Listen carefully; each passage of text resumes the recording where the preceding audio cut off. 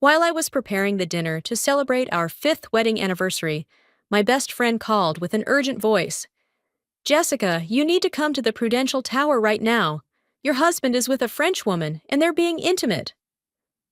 When I got there, I was stunned to see my husband down on one knee, kissing the 8-month pregnant belly of the foreign woman. But instead of making a scene, I quietly walked away and hosted the promotion party for my husband, then said one sentence that left both him and his mistress trembling, unable to stand. My name is Jessica. I'm 35 years old and 7 months pregnant. That afternoon, Chicago was draped in a thin veil of mist, cold as a chiffon shroud. I stood in the middle of our penthouse, looking down at the river turning a deep indigo, cutting white roses in preparation for our 5th wedding anniversary dinner. Jameson, my husband, had messaged to say he had an emergency meeting and would be late, a phrase that had become a routine over the past months. As I turned, the scissors slipped from my hand, clattering onto the marble floor with a sharp, cold sound that made my heart tighten for a brief moment, a faint, unplaceable foreboding. Just then, Lucy, my best friend, called, her voice battling the wind from Beacon Rooftop. Jessica, you need to come now. I'm at the Prudential Tower, 50th floor. Jameson's here with a French woman, and they're very close. I didn't have time to think, only enough to grab my belly and run for the door in a haze of panic, call an Uber, and nearly suffocate through the entire ride to the tower. When the elevator doors opened on the 50th floor, Lucy yanked me into a shadowed corner. Right in front of me, Jameson was sitting close beside Victoria Alcott, the French CEO the Chicago financial world always spoke of with admiration. They were holding hands like longtime lovers.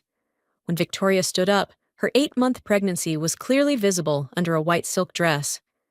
Jameson immediately stood as well, placed a hand gently on her belly, and bent to kiss her forehead, with a tenderness I hadn't seen directed at me in a very long time. Victoria gave a soft smile to the waiter and said, "We'll have our son in Paris." I turned and rushed into the elevator, clutching my belly as if to shield the baby inside from this blow. Back home, I just stood in the dark kitchen, staring at the anniversary dinner I'd spent 3 hours preparing, then silently emptied it all into the trash. No tears, no words, only the growing void in my chest, cold and vast. As if drawn by an invisible force, I walked straight to Jameson's safe and opened it. Inside lay a leather-bound dark brown iPad Pro, so glossy it reflected my pale face. I turned it on. My hands were shaking so hard I had to steady myself for a few seconds before typing the first passcode. 03/04, Jameson's birthday. Incorrect passcode. I swallowed the lump in my throat and typed 11/20, our wedding anniversary. Wrong again. I let out a bitter laugh. How absurd to think that a man blatantly cheating would use his wedding date as a password. I took a deep breath and typed June 14th, Jameson's mother's birthday, the one he'd always used for everything since the days we had nothing. The screen lit up immediately. Gmail launched automatically. In the important folder, a dense list of PDF files appeared, some over 40 pages long, each titled with words like agreement, contract, statement. I tapped on the first one. A half-page of text loaded, beginning with, agreement to purchase. I didn't get to scroll down to read the rest, because just then, the baby kicked hard, as if in warning. I cradled my stomach, my head spinning, and felt with eerie certainty that something massive and dangerous was waiting beneath those pages, something that could reduce my entire life to ashes. I set the iPad down on the table, my palms slick with sweat, and I knew, whatever I was about to read, would change everything. And I could feel it so clearly my hand was still trembling when I touched the iPad screen again. The contract page appeared, this time in full, no longer obscured by the panic of earlier. The first line froze my breath. Agreement to purchase. Villa Lumière, Côte d'Azur. I zoomed in on the number below. $25 million. $25 million. For an entirely different life. A life I had never even stepped foot in. I scrolled down and read each line carefully, as if trying to decode the language of a world that didn't belong to me. The ownership structure section nearly made me drop the iPad. Joint tenancy, Jameson Hale, and Victoria Alcott. Joint tenancy, a co-ownership status used only for married couples, or those committed to building a life together. It meant they weren't just buying a house together. They intended to live together, live long-term, live as a family. I kept scrolling, and 3D renderings of the villa appeared. A living room facing the sea with travertine stone floors, an infinity pool blending into the horizon, a staircase leading up to a rooftop terrace where two sun loungers sat side by side. All images of the perfect married life I had once dreamed of, now meant for another woman. My heart pounded so hard, I thought I could hear it echo in the hollow penthouse. The baby nudged softly inside me, as if seeking safety in a world I no longer recognized. I read on to the contract's date of signing, and a detail made my whole body go cold. They had signed it during the same week Jameson claimed he was in Paris for a business trip. So while I was here alone, carefully preparing the nursery, he was standing beside her, hand on her belly, signing their future. Beneath Jameson's signature was Victoria Alcott's, soft and slanted. Just those two pen strokes were enough to make me feel the truth. I wasn't just betrayed. I had been replaced long ago without ever knowing. I set the iPad down on the table, breathing heavily, and in that moment I understood. The $25 million villa was just the tip of the iceberg. If they'd bought a house together, what else had been hidden?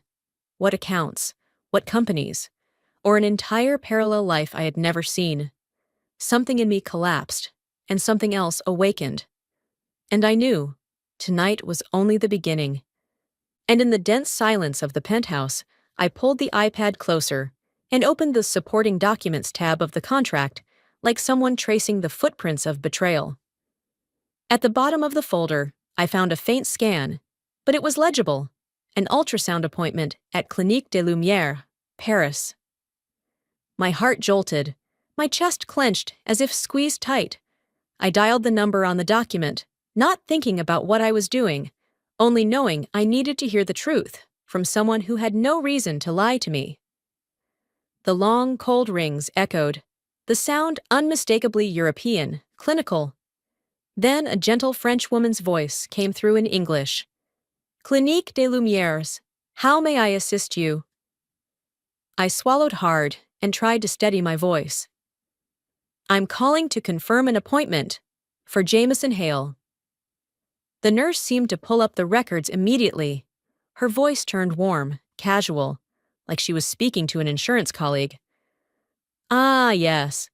He came in with his girlfriend a few weeks ago. Third ultrasound, if I recall correctly. My hand went numb, as if it no longer belonged to me. I pressed on, trying to keep my breath steady. Girlfriend? The nurse chuckled, light-hearted, unaware that every word was crashing into my life like falling stones.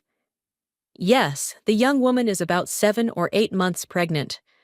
Last time, he was holding her belly during the scan. Very sweet. They looked like such a happy couple. I heard something crack inside my head, like the final thread had snapped.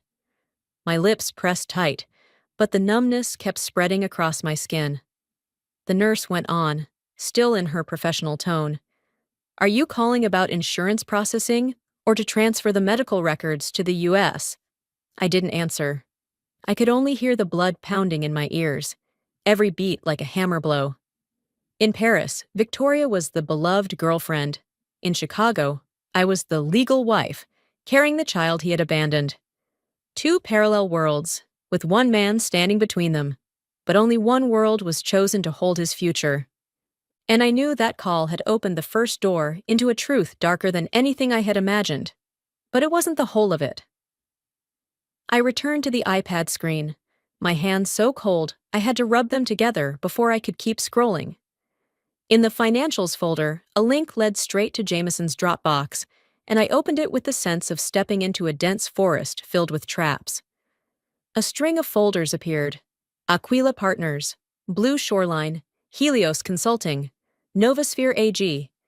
Each name clean, professional. But the more I opened, the more I noticed a pattern. All were registered in Seychelles or Liechtenstein, infamous tax havens in the finance world. I opened Aquila Partners, Ledger.xlsx, and nearly stopped breathing at the list of transactions. Crypto funds pouring into 14 different wallets, split up, then reassembled into a single wallet before landing in Jameson Hale's personal account.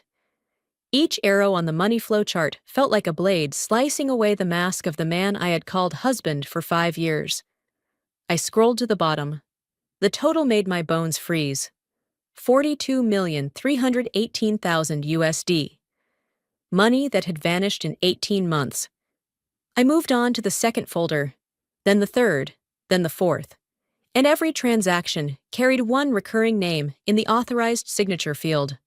Olivier Alcott, Victoria's younger brother. A man the European press called a tech genius, but now in my eyes was nothing more than a link in the money laundering chain Jameson was entangled in. I remembered all the nights Jameson came home late, saying he was meeting investors, or the times he boasted about receiving secret bonuses, like the $8 million one, from some successful deal. I had believed him, congratulated him, even cooked lavish dinners to celebrate. Now I understood the truth, that money wasn't reward, wasn't earned. It was dirty money, a cut from a scheme he had hidden behind his fake tenderness toward me. When I opened a final PDF titled Skyline Coin Restructuring, the last puzzle pieces clicked into place like a bomb going off in my head. Skyline Coin, a crypto project once suspected of fraud but never proven, was in fact the pipeline for laundering.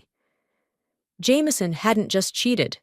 He had betrayed me, betrayed our child, and betrayed thousands of investors who trusted his fund.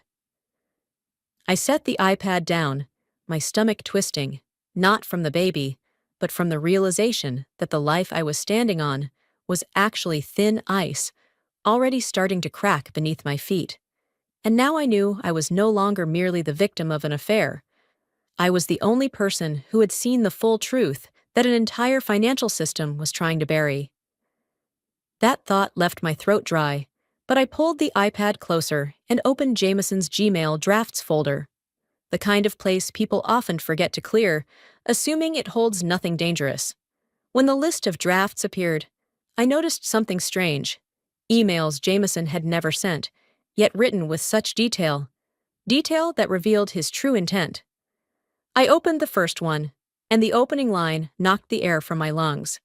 Mark, prepare the divorce papers. I'll move to France before the baby is born. The date of that draft was the same week I first felt the baby kick hard. The week I bought the wooden crib Jameson had said he really liked. I scrolled down, reading each word like swallowing a blade. Jameson had told his lawyer I was too sensitive, too unpredictable, not the kind of woman fit to raise a child. My phone nearly slipped from my hand as I opened the second draft, a short line, but sharp enough to pierce the softest part of me. Jessica is not stable enough to be a mother. I hadn't misread it. I read it 3 times.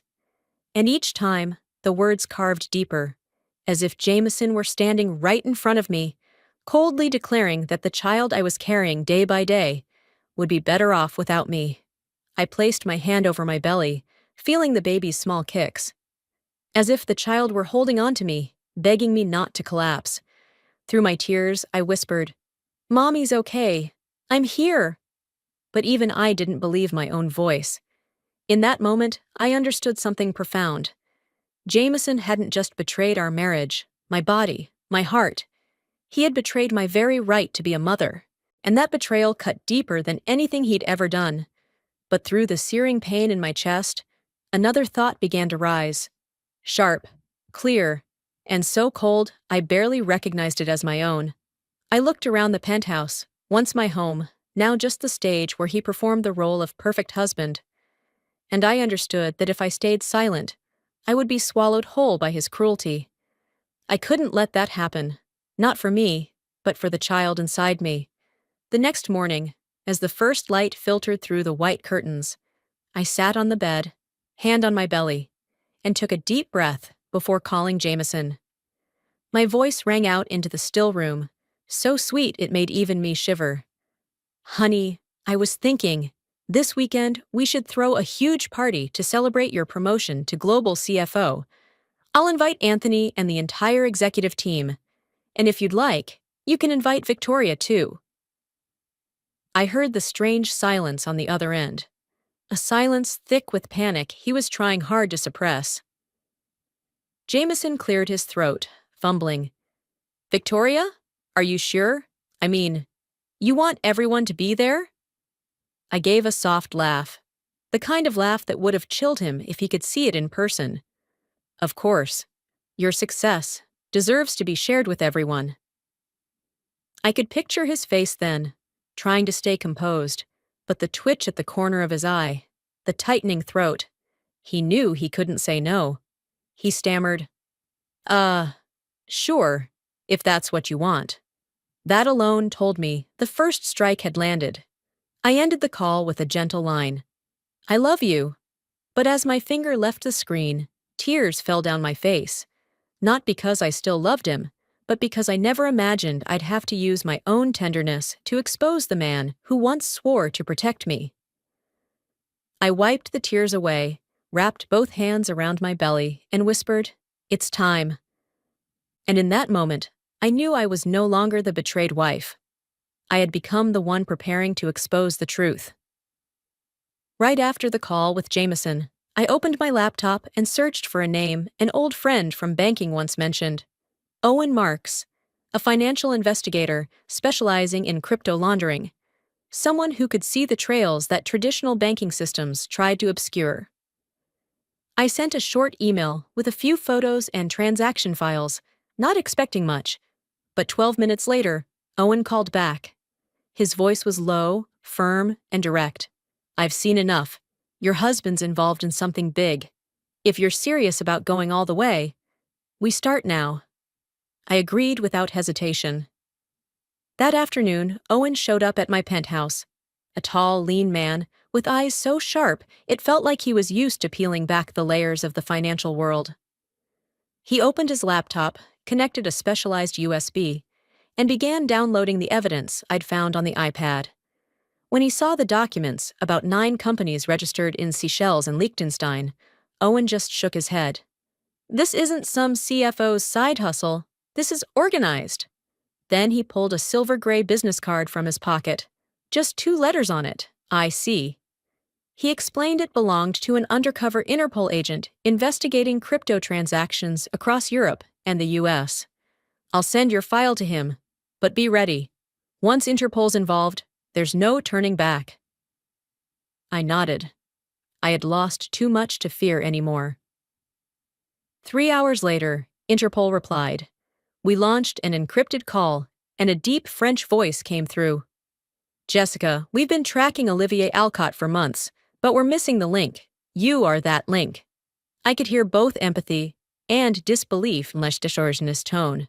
Together, we reviewed photos from Beacon Rooftop, mapped Jameson and Victoria's positions, cross-referenced transaction timestamps with Jameson's so-called Paris business trips. Owen opened one last file he hadn't checked yet, an internal email between Olivier and the Skyline Coin Advisory Board. When the line appeared, a chill ran down my spine. Phase 3. Convert assets through Hale. U.S. jurisdiction is weakest link. Hale. They called Jameson the weakest link in the system. He wasn't the mastermind. He was the fall guy. Suddenly, my phone buzzed. A message from an unknown number flashed across the screen. If you're Jessica Hale, you need to see this. A second message followed with a photo. A black USB stick lying right outside my front door. I placed a hand over my belly, walked slowly to the door, and when I opened it, just like in the photo, the USB was there on the doormat, cold as the metal of a gun hiding in the dark. I handed it to Owen, who was still scanning files on his laptop. He plugged it in, and instantly a folder opened, each file marked with exact timestamps, dates, and locations of transactions, detailed beyond fabrication. Every single transfer matched precisely with the emails Jameson had sent to Victoria. When the final file opened, I glanced at the clock. 11:42 p.m. The house was hauntingly quiet. Jameson still hadn't come home, probably off at another midnight European market call, the excuse he always used when he vanished. The baby kicked hard, each jolt like a command to stay strong, as if saying, "Mom, don't stop now." Owen looked at me, then at my belly, his voice low but steady. "You're not just saving yourself, you're saving your child from a life built on lies." And I knew he wasn't exaggerating. 2 days later, when that pivotal evening arrived, I stood in the center of my own penthouse and felt as though I were in someone else's home. The warm golden lights reflected off the floor-to-ceiling glass walls, casting the silhouettes of successful businessmen and women gliding past with champagne flutes and polished smiles made for the glittering world of finance. They didn't know, or perhaps didn't want to know, that what they were toasting tonight wasn't just Jameson's promotion to global CFO, but a man teetering on the edge of an international scandal. Anthony Harrington, the fund's chairman, a silver-haired gentleman in a sleek black tuxedo, stepped onto a small platform and raised his glass. "Let us toast to Jameson Hale, the man who made Skyline Capital the brightest star of the crypto market." Applause rang out, sharp and full of blind trust. I stood in the back, hand gently resting on my belly to soothe my child, and I saw Jameson at the room's center, beaming wide, shoulders raised as if the very concept of guilt were foreign to him. Then the elevator doors opened.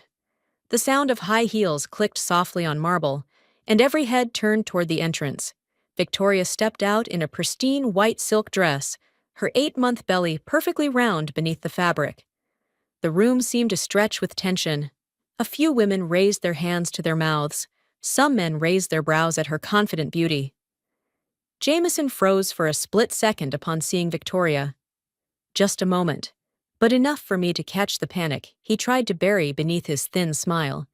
He didn't walk over to take her hand. He wasn't that foolish. Instead, he gave a polite nod, keeping a deliberately professional distance as if welcoming an important business partner from Paris. But I saw the way his hand clenched his glass, a sign that his nerves were locked tight. Victoria, on the other hand, placed one hand on her belly and smiled graciously at the guest's congratulations, her eyes glowing with the pride only a woman secure in her place in a man's life could carry.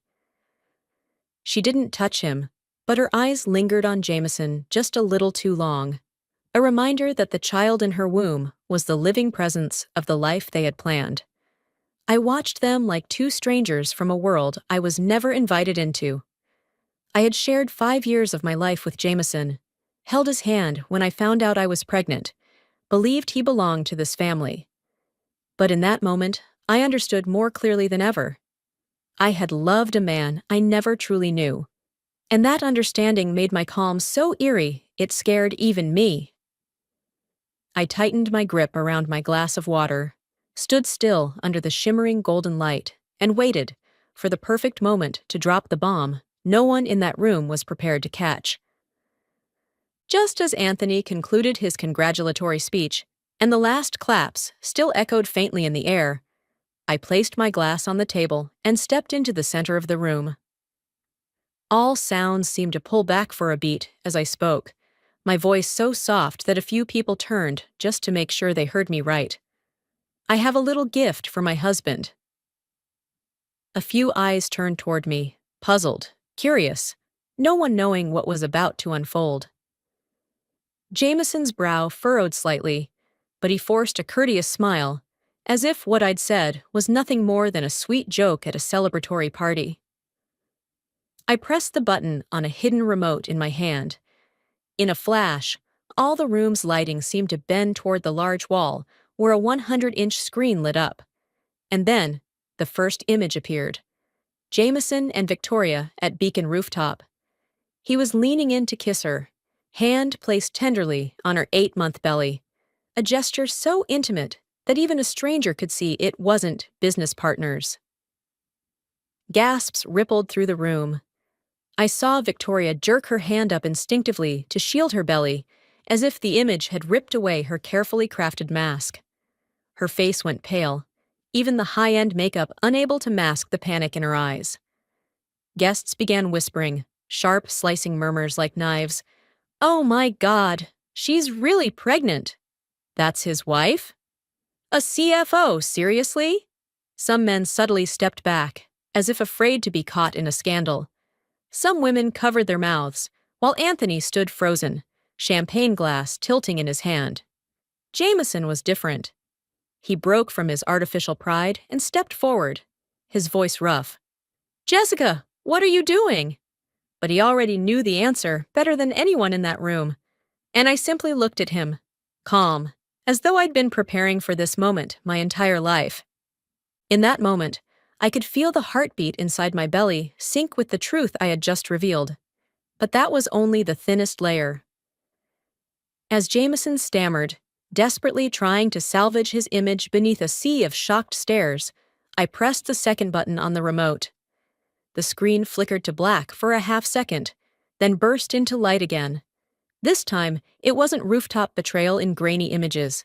It was a massive chart in red, veins of arrows connecting names like cracks on ice about to shatter. 9 shell companies appeared: Aquila Partners, Helios Consulting, Novosphere AG, Blue Shoreline Holdings, each name glowing like a charge sheet. The $42 million in crypto flowing through 14 wallets before looping back to Jameson's personal account was displayed in full, a toxic bloodstream coursing through the body of an underground financial network. The whispers stopped cold. No one spoke about affairs now. They spoke of financial crime, the kind that could sink an investment fund in a single night. I let them see every arrow, every figure, every date. When Anthony Harrington's gaze shifted from shock to fury, I knew the hit had landed, but I wasn't done. I opened a second email. The system's voice read aloud to the deathly silent room. "When the baby is born, we'll live in France. The American wife is just a temporary tool." Each word landed like a hammer. Victoria, standing by the window, gripped the glass railing so hard her knuckles turned bone white. She tried to speak, but no sound came. Jameson froze, eyes wide, panic overtaking his entire body, as if his soul had been ripped bare along with his secrets. No one moved, no chair scraped, no champagne was poured. The entire room had frozen, like witnesses to a crash unfolding in slow motion. The same people who toasted him 20 minutes ago now stared at Jameson like he was a stranger, or worse, a criminal standing in the middle of a shareholder meeting. I didn't shake. I didn't scream. I simply stood there, hand on my belly, calmly unveiling the truth I had fought so hard to expose. And in that moment, I understood that what they were seeing was only part 2. The cruelest part was still waiting in the minutes to come. I took one more step. No microphone, no raised voice, just enough for everyone to see the stillness in me.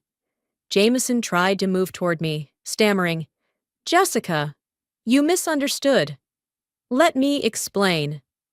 But I raised my hand, a gesture as light as air, but powerful enough to silence the entire room.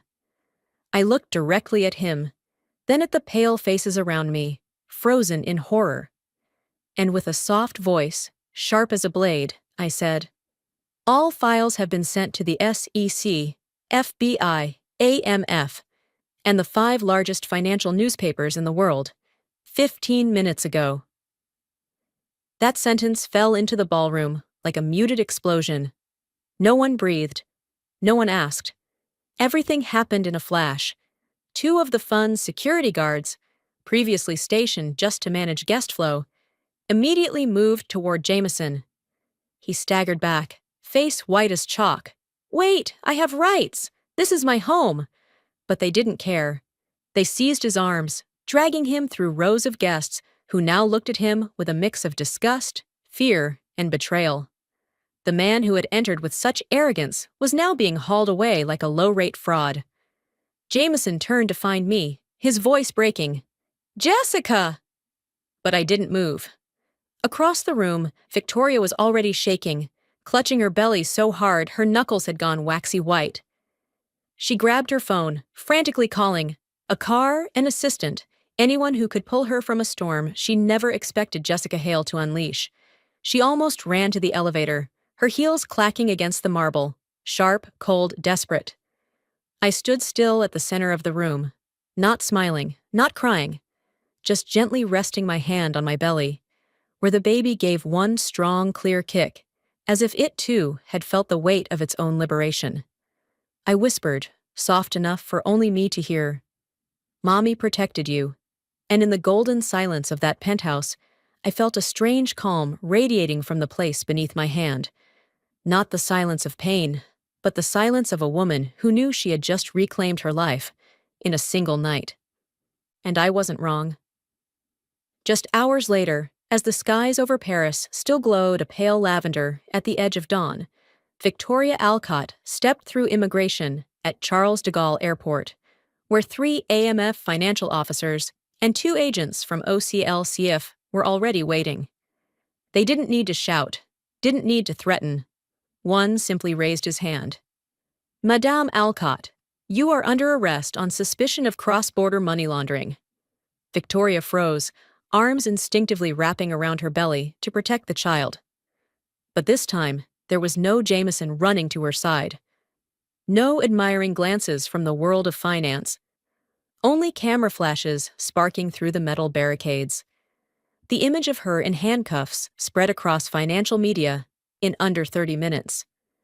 Across the ocean, in the dark pre-dawn of Chicago, Jameson Hale entered O'Hare Airport with a baseball cap pulled low, hoping to slip away in the crowd of departing travelers.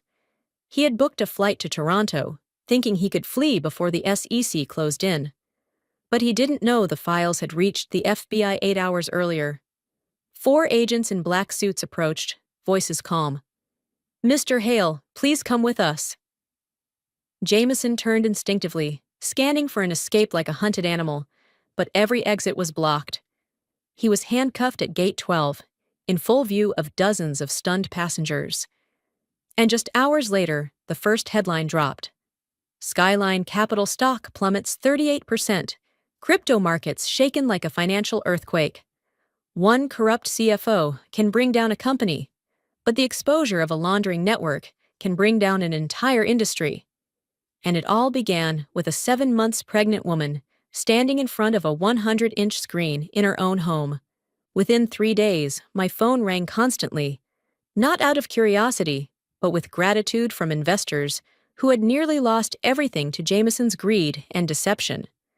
The board of Skyline Capital convened an emergency session and voted to award me $28 million, compensation and recognition, for having provided the evidence that saved the fund's entire ecosystem. I received the news while sitting on the sofa, hand on my belly, back resting gently against a cushion, as if something heavy had finally been lifted. I didn't celebrate.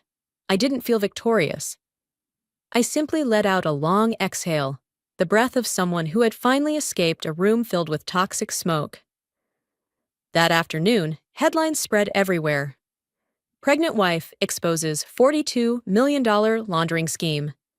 Big papers, small ones, financial, entertainment, broadcast, all calling me names I never imagined I'd be linked to. Whistleblower, reluctant hero, the pregnant woman who cracked a financial ring. But when reporters asked me how I felt, I said just one thing. I did it for my child. By the weekend, I walked into a lawyer's office and signed the divorce papers. I didn't take a cent from Jameson. No assets, no shares, no entitlements. I only wanted freedom. I only wanted peace. I only wanted to rebuild a life on clean ground so that my child could be born into a world without the shadow of the man who had betrayed both my heart and their future. And then, that April morning came as gently as mist. Baby Sophia Hale entered the world with her first cry in the delivery room at Northwestern Hospital. Healthy, whole, peaceful enough that I cried and laughed at once, as if life had never broken me. When the nurse placed her on my chest, her warm skin made every pain, every memory, drift miles away. I looked into those tiny half-open eyes, and for the first time in many months, I felt truly safe. 2 weeks later, I moved into a riverside villa along the Fox River, a three-bedroom home with wide glass doors that let in sunlight every morning, a home where no secrets or darkness could seep in. I placed the crib right next to the window overlooking the water, where small boats passed by like quiet dots of peace. And the first thing I hung on the living room's white wall wasn't a wedding photo, wasn't a diploma, but Sophia's ultrasound image, a symbol of hope, of a future no one could rewrite, of the life I had fought to reclaim for the two of us.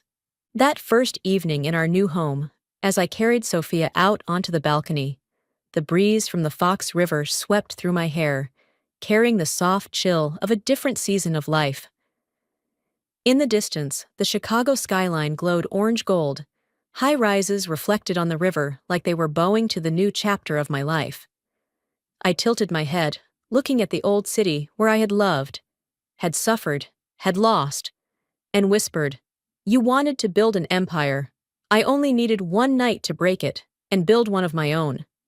Sophia wrapped her tiny hand around my finger, her eyes catching the city lights like they were recording our first promise, to live truthfully, freely, never again bowing to betrayal.